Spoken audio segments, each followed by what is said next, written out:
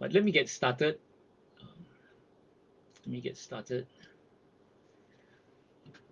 So we are looking at this book, Mastery, The Keys to Success and Long-Term Fulfillment by George Leonard. And I want to give you a very, very quick summary of mastery in the eyes of George Leonard. So the definition of mastery is the mysterious process during which what is at first difficult becomes progressively easier and more pleasurable through practice. And the key word here in the book Mastery is practice. And George Leonard says there are no experts, only learners. So it's really appropriate for today's topic, which is on instruction. George Leonard says that the human individual is equipped to learn and go on learning prodigiously from birth to death. And this is precisely what sets him or her apart from all other forms of life. Man is a learning animal, and the essence of the species is encoded in that simple term. To me, the most obvious example is how a baby learns to crawl and then walk. And then eventually, some of us, we break all manner of athletic records. How the baby grows in knowledge from being unable to talk to eventually communicating with ease, and some people communicating so well that they even win the Nobel Prize in whatever field they decide to master in. Today we face the task of learning completely new skills for which we aren't as genetically predisposed to develop. More and more as we emerge into the teen and adult years, we must find our own doors to mastery. And George Leonard presents 5 keys to opening these doors. And this is really relevant because today we face a future that is so different. I know I had a conversation with our children and some of the young people we invited for the reunion dinner, and they were talking about things that, goodness me, it completely boggles us. You've heard of crypto, of course, but you don't understand what crypto. You've heard of NFTs and all the different things that they're doing today, actually creating businesses. So, learning is very, very crucial today. So George Leonard presents 5 keys to opening these doors to mastery. And the 5 keys are: first, instruction; second, practice; third, surrender; fourth, intentionality; and fifth, the edge. In the next 5 weeks, I will go through these keys. So today I'm going to discuss key number 1, instruction. In any activity, you should be doing one of 3 things: learning to teach, or teaching. Okay, so you're either learning, like today you're learning about this topic, you're learning how to teach, or you're teaching. So this key number 1, instruction, is of relevance to us at every stage, whether we're a learner or we're a teacher. Okay? Now, I'm talking about both learning and teaching as lifelong activities. Okay? One way to learn is to teach. When I have to teach something, I deepen my learning and my understanding. Whatever your craft is, there are 2 paths to mastery. One where you discover the road by yourself, second where you walk on the path as instructed to you by a great teacher. Naturally, you have the option to exercise both, either to discover the road yourself or to find a great teacher. And I think the second option gives you a great head start. So when we talk about head start, I think of Jumpstart. Jumpstart in a weight management program that gives you early encouraging results, that then gets you moving and gathers momentum so that you don't quit. The key is not quitting. As we saw last week when we talked about the dabbler, the obsessive. Okay. Now, first, thing in this key is to get a great teacher or get a great coach. Now, I was reminded of this recently, very recently, when we enrolled into a level 1 course on stand-up paddling. The coaches we had at Constant Wind were professional. They knew their stuff. They were patient. They were dealing with complete beginners who were past 50 and 60 years old. They were positive, giving us hope and desire to carry on when our performance seemed so hopeless. And I saw that this was all part of a carefully designed program to get as many people out there on top of a board. I want to say a thing about self-coaching here. So you always have a coach, either a good one, a bad one, or yourself. When you are your own coach, you are actually picking up a skill by trial and error. And that's such a waste of time, trial and error. Okay. After all, why reinvent the wheel, we say? Okay. And not making progress at the very start is especially discouraging for the dabbler and the obsessive because they get no results. And that's why they quit. Also, when you don't have the right instructions, what you're doing is you're practicing the wrong things. And then you have to go and unlearn the wrong techniques, things that become habit. We saw in the scrolls the power of habit. This same power of habit, we now have to fight it to unlearn these wrong techniques. For example, in stand-up paddling, if you want to paddle far, you cannot use your arm power.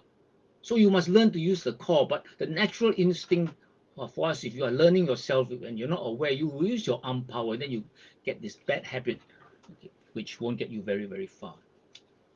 Also in stand-up paddling, I realized that not knowing certain tips can be dangerous and you could hurt yourself and drown in the open sea. Instruction today comes in many forms: books, videos, courses, and today through Zoom, great instruction is accessible to many, many people at very reasonable cost. Just last week, Amy and Gary introduced us to Tony Robbins, who held a 5-day program online, actually free. But if you pay US $195, you get the material for life. And Tony Robbins had 800,000 people tune in. Okay, that's the power of Zoom now. Enables instruction so easily, so conveniently. But remember, more is not better. The downside of easy online accessibility is it encourages dabbling. There is no commitment to a program or to a process, so you just see a little bit here and there, and then you move on. That's really no way to achieve mastery. So if instruction is so important, getting what is a good teacher? George Leonard talks about how to pick a teacher, but I want to actually headline this topic as how to what is a good teacher, because we also want to be teachers. So it's not about picking a teacher; it's about being a good teacher also. Okay. Firstly, to see the teacher clearly, look at the students and not the teacher himself. Okay. For instance, Tony Nadal, Rafael Nadal's uncle and coach. He may not be the best tennis player. However, he has created one of the most amazing tennis players on this planet. So look at the students. Okay. Secondly, look for teachers who are willing to be surpassed by their students. If you are a really good teacher and you find people with the skill and the attitude and the willingness to practice, you want them to be better than you. Thirdly, a good teacher will point out what the student is doing right, at least as frequently as what he's doing wrong. And George Leonard talks about UCLA basketball coach John Wooden, perhaps the greatest basketball mentor of all time. What he managed to do through his long winning career. John Wooden was observed to maintain approximately a 50-50 ratio between reinforcement and correction. Actually, all of us can be good teachers, even when we are novices, still learning. And again, I want to share two recent experiences. At the leaders retreat, we had a pottery class, and many of us were teachers when we gave positive remarks to each other. Also in stand-up paddling, there was another activity. Um, Encouragement from each other got the immobile people to move on to lesson 2, then to lesson 3, to lesson 4, and finally, pass the test in lesson 5. So all of us at any point in time, can be good teachers when we give positive reinforcement. And another point I want to make is that a teacher shouldn't be comfortable only with potential champions. Now, in our business, we are looking for you know um, the aces. Okay? But in fact, a great teacher is someone who can take even the average kid to mastery. So look for the teacher who cares for the weak as well as the talented. George Leonard writes, do the more talented, more advanced students get all the goodies? How about the klutzes, the beginners? Maybe you're looking for the type of instructor who's comfortable only with the best, only with potential champions. There are such teachers and they serve a useful function. But for me, the essence of the instructor's art lies in the ability to work effectively and enthusiastically with beginners and to serve as a guide on the path of mastery for those who are neither as fast nor as talented as the norm. This service can be listed under altruism, but it's more than that. For to participate with a beginner in the first faltering mental and physical moves involved in learning a new skill is to penetrate the inner structure not only of that skill, but also of the process of mastery itself. Knowledge, expertise, technical skill, and credentials are important, but without the patience and empathy that go with teaching beginners, these merits are nothing. Okay. So a good teacher is patient and empathetic. I want to expand a bit on this by talking about the magic of teaching beginners. There is this parable of the good horse and the bad horse. In his book Zen Mind, Beginner's Mind, Zen master Shunryu Suzuki approaches the question of fast and slow learners in terms of horses. In our scriptures, it is said that there are 4 kinds of horses: excellent ones, good ones, poor ones, and bad ones. The best horse will run slow and fast, right and left at the driver's wheel before it sees the shadow of the whip. The second best will run as well as the first one, just before the whip reaches its skin. The third one will run when it feels pain on its body. The fourth will run after the pain penetrates to the marrow of its bones. You can imagine how difficult it is for the fourth one to learn to run. When we hear this story, almost all of us want to be the best horse. If it is impossible to be the best one, we want to be the second best. But this is a mistake, Suzuki says. When you learn too easily, you're tempted not to work hard, not to penetrate to the marrow of a practice. George Leonard goes on to talk about calligraphy. He says, if you study calligraphy, you will find that those who are not so clever usually become the best calligraphers. Those who are very clever with their hands often encounter great difficulty after they have reached a certain stage. This is also true in art and in life. The best horse, according to Suzuki, may be the worst horse, and the worst horse can be the best. For if it perseveres, it will have learned whatever it is practicing all the way to the marrow of its bones. So the point to consider here is that the most talented students don't necessarily make the best martial artists. Okay? Sometimes, strangely enough, those with exceptional talent have trouble staying on the path of mastery.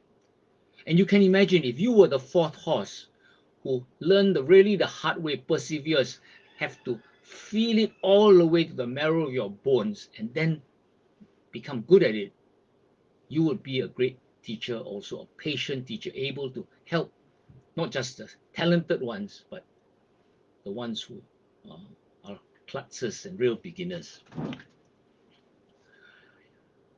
Okay,